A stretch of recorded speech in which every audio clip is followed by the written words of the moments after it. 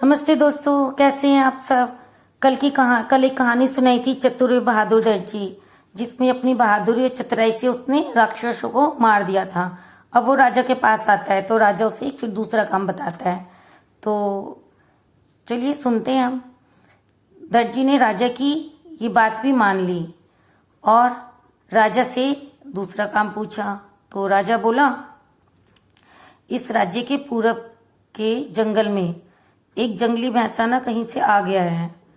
उसने कई आदमियों को अपने सींगों से घायल कर दिया है और सारी खेती भी नष्ट कर दी है। अगर तुम उसको मार डालो तो मैं अपनी बेटी से तुम्हारा विवाह करने की सोचूंगा।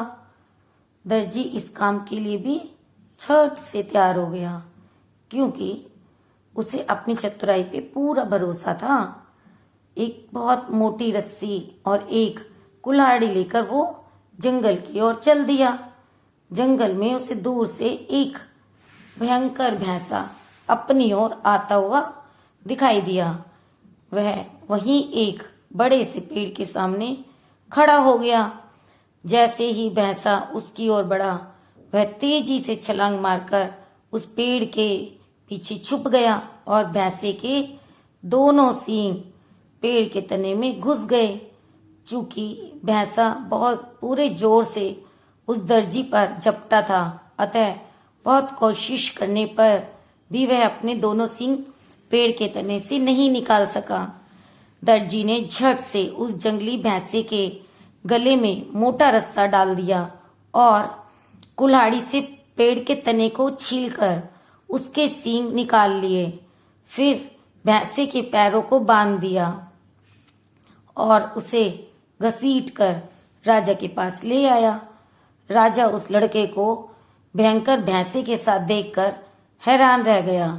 उसे महसूस हुआ कि इस लड़के से पीछा छुड़ाना इतना आसान नहीं है। इस बार लड़के ने फिर राजकुमारी से अपना विवाह करने की मांग की और आधा राज्य भी मांगा। राजा ने उससे छुटकारा पाने के लिए फिर बहाना ढूंढना शुरू कर दिया। वह बोला, ठीक है, अभी एक काम और बाकी है। अगर तुम इसे पूरा कर दोगे तो मैं तुम्हारा विवाह अपनी बेटी से जरूर कर दूंगा और तुम्हें आधा राज्य भी दे दूंगा। लड़के ने उस राजा से फिर से पूछा कि बताओ क्या काम है। तो राजा बोला, मेरे राज्य के पश्चिमी भाग में एक भयंकर जंगली सुअर रहता है। अगर तुम उस सुअर को मार डालोगे तो मैं तुम्हारा विवाह अपनी बेटी से अवश्य कर दूंगा। तुम इस काम के लिए कुछ शिकारी भी ले जा सकते हो। दर्जी ने कुछ शिकारी अपने साथ लिए और खुद एक तलवार लेकर जंगली सुअर को पकड़ने चल दिया। जंगल में घुसने से पहले उसने उन शिकारियों को जंगल के बाहर उसकी प्रतीक्षा करने के लिए कहा और खुद अपनी तलवार लेकर जंगल के अंदर चला गया।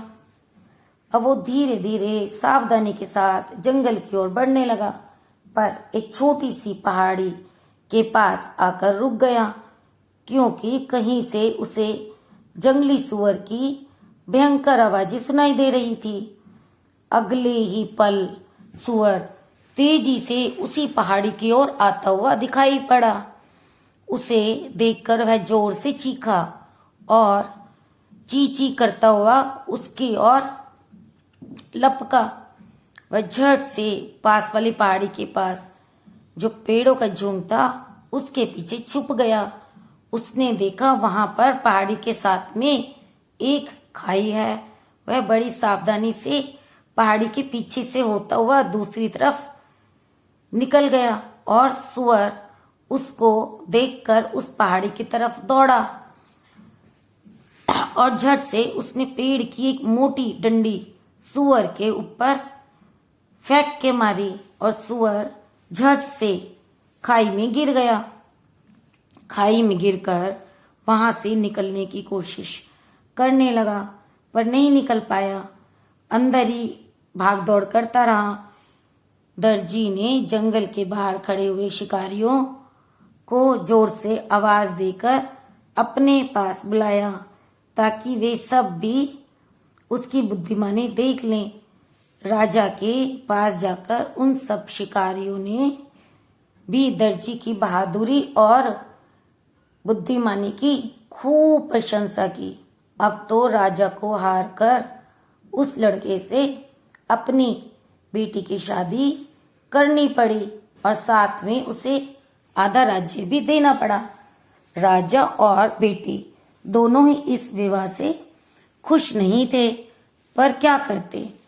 शादी के कुछ दिनों बाद राजकुमारी अपने पति के बराबर में सो रही थी। तभी उसने अपने पति को सपने में बड़बड़ाते हुए सुना, लड़के जल्दी जल्दी कपड़े तैयार करो, अगर ठीक समय पर काम खत्म नहीं किया तो तुझे थप्पड़ दूंगा।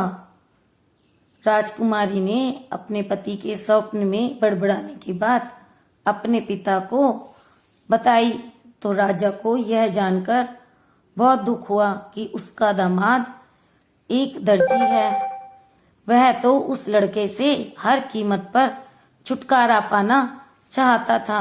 उसने अपनी बेटी को सतावना दी और कहा, कल रात को तुम अपने सोने का कमरा खुला रखना। आधी रात में मेरे सिपाही उस दर्जी को उठाकर ले जाएंगे और उसके हाथ पैर बंधवाकर हम उसे एक नाव में डालकर छोड़ देंगे। वह खुद ही मर खप जाएगा। पर दर्जी के विश्वसनीय सेवक ने पिता पुत्री की बातें सुन ली और जाकर अपने मालिक को बता दी। दर्जी ने उसे धन्यवाद दिया और दोनों बाप बेटी को सबक सिखाने की सोची। अगली रात को वह सोने का बहाना बनाकर चादर ओढ़कर सो गया और फिर जानबूझकर पहली रात की ही बातें दोहरानी शुरू कर दी। ओ लड़के, जल्दी जल्दी हाथ चला, आज यह सारा सिलाई का काम खत्म कर दे, नहीं तो 2 थप्पड़ दूंगा। मैंने 7 को एक ही बार में खत्म कर दिया। 2 राक्षसों को सदा के लिए सुला दिया। जंगली भैंसा और जंगली सुअर को जिंदा पकड़ लिया। मुझसे ये सारे सैनिक भी डरते हैं जो मेरे कमरे के बाहर खड़े हैं। जब राजा के सिपाहियों ने दर्जी की बातें सुनी तो वे भी डर गए कि यह तो सोते सोते ही सब बातें जान लेता है। वे सब डर के मारे वहां से भाग खड़े हुए, जैसे कोई जंगली सुअर उनके पीछे पड़ गया हो। दर्जी से छुटकारा पाने में राजा को कोई सफलता नहीं मिली और वह अपनी बुद्धिमानी से राजा बन आराम से रहने लगा। धीरे धीरे दर्जी की चतुराई के कारण बहुत सारी समस्याओं का हल आसानी से होने लगा और राजकुमारी भी धीरे धीरे उसको पसंद करने लगी। दर्जी ने अपने माता पिता को भी अपने पास बुला लिया और अब सब एक साथ हंसी खुशी रहने लगे और राजा भी अब खुश था कि उसकी बेटी उस दर्जी को पसंद करने लगी है, जो कि अब एक राजा है। और राजा के मरने के बाद दर्जी ने पूरे राज्य की बागडोर संभाल ली और एक न्यायप्रिय, समझदार, चतुर, बहादुर राजा के नाम से जाना जाने लगा। उसकी प्रजा उससे बहुत प्यार करती थी और उसका बहुत सम्मान करती थी। धन्यवाद दोस्तों।